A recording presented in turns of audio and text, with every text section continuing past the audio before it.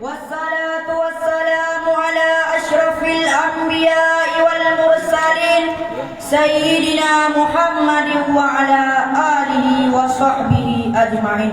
Amma ba'du. Penghormatan kami kepada ayah selaku pimpinan Yayasan Riyadul Mubarak Al-Idrisiyah. Penghormatan kami kepada Dewan Juri dan Dewan Hakim yang arif dan budiman. Penghormatan kami yang teristimewa kepada seluruh hadirin penghuni surga Allah.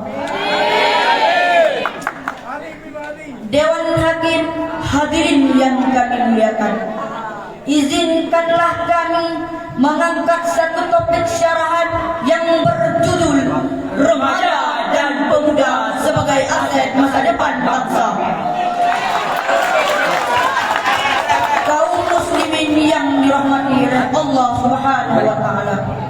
Alvin Toffler dalam bukunya The Future Shock and the Third, beliau menyatakan era milenium merupakan era instinasi, yaitu era menjamurnya berbagai media komunikasi.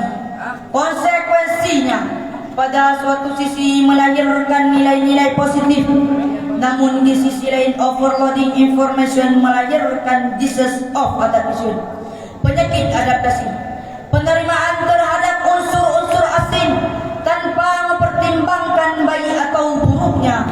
Ketika orang barat judi, remaja dan pemuda kita terlena dengan gaplek dan remi. Ketika orang barat terlena dengan minuman-minuman keras, remaja dan pemuda kita terlena dengan budaya mabuk-mabukan, tenggak whisky, brandy. Bahkan lebih besar dan mendasar, penyakit adaptasi ini melahirkan dehumanisasi, demoralisasi, dan despiritualisasi. Akibatnya manusia hidup bebas, ganas, beringas, ganas, bahkan lebih ganas dari binatang buas. Disinilah pentingnya pembangunan kepribadian yang positif, sebagaimana digambarkan Thomas Hobbes dalam A World of World Again, John Locke dalam Social Contract, Bruce Spinoza dalam Intellectual Love of God, dan lain sebagainya.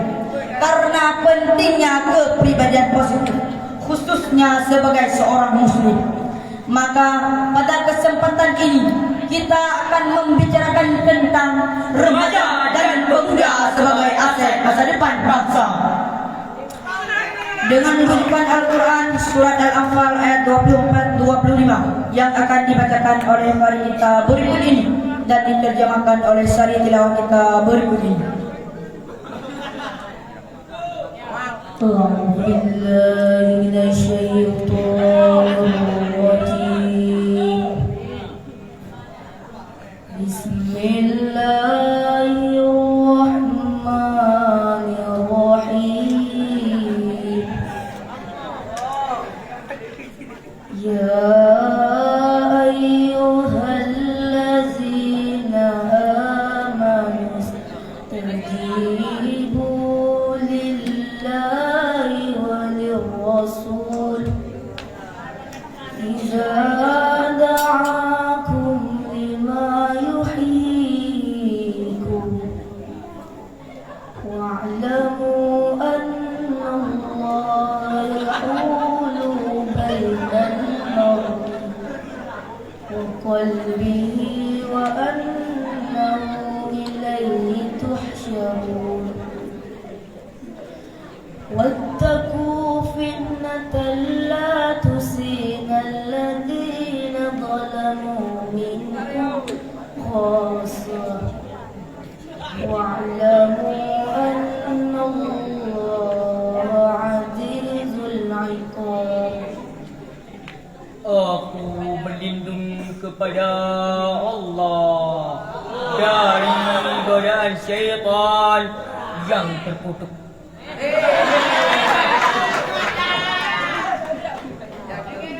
Dengan menyebut namamu ya Allah yang maha pengasih lagi maha penyayang. Hai orang-orang yang beriman, penuhilah seruan Allah dan seruan Rasul. Apabila dia menyuruh kamu kepada sesuatu yang memberi kehidupan kepadamu, dan ketahuilah bahawa Allah membatasi antara manusia dan hatinya, dan sesungguhnya kepada Allah kamu akan dikumpulkan. Dan peliharalah dirimu dari siksaan yang tidak hanya menimpa orang zalim saja di antara kamu, dan ketahuilah bahawa Allah amat keras siksaannya. Quran Surat Al-Anfal ayat 24 dan 25. Kaum muslimin yang dirahmati oleh Allah Subhanahu wa taala, berdasarkan ayat di atas, maka dapatlah difahami bahawa dalam membangun remaja dan pemuda, maka hendaknya dapat membatasi antara dirinya dengan hatinya. Namun, seperti apakah membatasi antara manusia dengan hatinya? Al-Samarkandi dalam kitab tafsirnya, Bahar yang dimaksud dengan yahlu bain al-mar'i wal qalbi adalah yahlu bainal mu'mini wa ma'asihi allati tasukkuhu wa tajurruhu ila an-nar, wa yahulu bainal kafiri wa ta'atihi allati tajurruhu ila al-jannah. Artinya, membatasi antara orang mukmin dengan kemaksiatannya yang mengarahkannya dan mendekatkannya dengan api neraka, serta membatasi orang kafir yang ketaatannya yang dapat mendekatkannya dengan surga. Hadirin, penjelasan di atas menunjukkan bahawa seorang yang beriman bisa saja terjerumus ke dalam api neraka jika tidak dapat mengontrol hatinya dari kemaksiatan. Akan tetapi perlu difahami bersama bahawa arahan berfikir ayat di atas bukan saja menjurus kepada eklasifisme Islam sehingga seringkali menafikan civil society yang harus terus dibangun. Lebih detail di dalam ayat selanjutnya, Profesor Dr. Muhammad Quraisyihab dalam kitab Tafsir Al-Misbah menyebutkan bahawa sendi-sendi bangunan masyarakat akan melemah jika kontrol sosial melemah. Akibatnya kesalahan tidak hanya menimpa yang bersalah. Tabrakan tidak hanya terjadi akibat kesalahan kedua pengendara. Bisa saja yang bersalah hanya seseorang, tetapi kecelakaan dapat beruntun menimpa sekian banyak kendaraan. Tuntunan Allah Subhanahu wa taala dan Rasulnya telah disyariatkan di sedemikian rupa oleh Allah yang mengetahui kemaslahatan, kebutuhan sekaligus kecenderungan mereka. Apabila ada yang melanggarnya, maka akan timbul kekacauan, karena yang melanggarnya sudah melakukan suatu hal yang merugikan pihak lain. Pada saat itu akan muncul kekacauan dan akan lahir instabilitas yang mengakibatkan semua anggota masyarakat yang taat maupun durhaka ditimpa krisis. Karena itu ayat ini berpesan, buatlah perisai antara diri anda dengan ujian dengan jalan memelihara hubungan harmonis dengannya. Laksanakanlah tuntunannya dengan anjurkan pula orang lain membuat kebaikan dan menjauhi kemungkaran. Karena jika tidak, kita semua akan ditimpa bencana. Dalam konteks ini Rasulullah SAW memperingatkan, jika ada masyarakat yang melakukan kedurhakaan, sedang ada anggota yang mampu menegur atau menghalangi mereka, tapi dia tidak melakukannya, maka Allah akan menjatuhkan bencana yang menyeluruh kepada mereka. Hadirin rahimakumullah, dalam menemukan remaja dan pemuda yang sejati di tengah-tengah hiruk pikuk kemaksiatan yang dapat terjerumus kita ke lembah kenistaan, maka kita harus menemukan metode-metode yang efektif dalam mengarunginya. Dalam hal ini Allah Subhanahu wa taala mengajarkan dan memerintahkan kepada kita sebagaimana dalam firman-Nya dalam surat Ar-Rum ayat 60 yang akan dibacakan oleh qari kita berikut ini dan diterjemahkan oleh syari tilawah kita berikut ini. Wasbir inna wa'dallahi haqq ولا يستخفنك الذين لا يؤمنون. Maka bersabarlah kau. Sesungguhnya janji Allah adalah benar, dan sekali-sekali janganlah orang-orang yang tidak meyakini ayat-ayat Allah itu akan memisahkan kau. Quran surat Ar-Rum ayat 60. Hadirin rahimakumullah, berdasarkan firman Allah di atas terdapat kata kunci yang paling ditekankan dengan kata kerja perintah di dalamnya. Adapun kata kerja perintah yang ada di dalam ayat di atas adalah fasbir, yang berarti bersabarlah.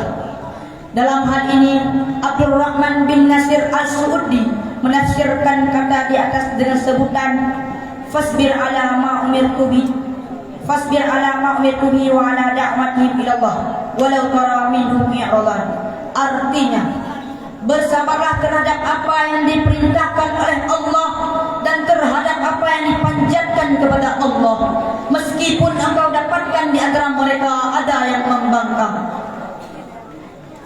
Penjelasan di atas menunjukkan bahwa betapa beratnya untuk menjadi mukmin yang sejati di dunia ini, hingga Allah memerintahkan kepada kita untuk selalu bersabar di dalamnya. Apalagi dikaitkan dengan perkembangan zaman yang begitu cepat. Sebuah contoh adalah saat ini sebagian anak-anak muda kita terjerumus dan terlena dengan westernisasi, kebarat-baratan. Orang barat merayakan Valentine, kita ikut merayakan Valentine. Di bawah sinar remang-remang, di saat hujan rintik-rintik, angin menghembus sepoi-sepoi, basah, duduk berduaan. Masya Allah. Oleh karena itu, langkah apakah yang harus kita lakukan dalam rangka membangun generasi bangsa yang berpribadian muslim sejati? Dan siapakah yang berperan di dalamnya? Satu, para orang tua, guru dan pendidik hendaknya memberikan bekal ilmu dan akhlak yang cukup bagi anak-anak, remaja dan pemuda. Karena dengan ilmu dan akhlak yang dimiliki, mereka akan menjadi generasi yang al-qawi, yang kuat, bukan generasi yang al-dhaif atau generasi yang lemah. Dua, para remaja dan pemuda selaku generasi penerus bangsa agar memiliki itikat yang baik untuk dididik dan dibina. Karena hal tersebut merupakan cikal bakal keberhasilan untuk mewujudkan terbentuknya remaja dan pemuda yang sejati. Karena apalah arti guru tanpa adanya murid, dan apalah arti murid tanpa adanya instruksi dan bimbingan dari seorang guru. Oleh karena itu, saling ta'injif akan membuahkan hasil yang berarti. Hadirin rahimakumullah. Dan pada akhirnya dapat kita simpulkan bersama bahwa jika semua ikhtiar ini sudah dilakukan, mudah-mudahan remaja dan pemuda kita menjadi tumpuan harapan dan cita-cita bagi bangsa kita.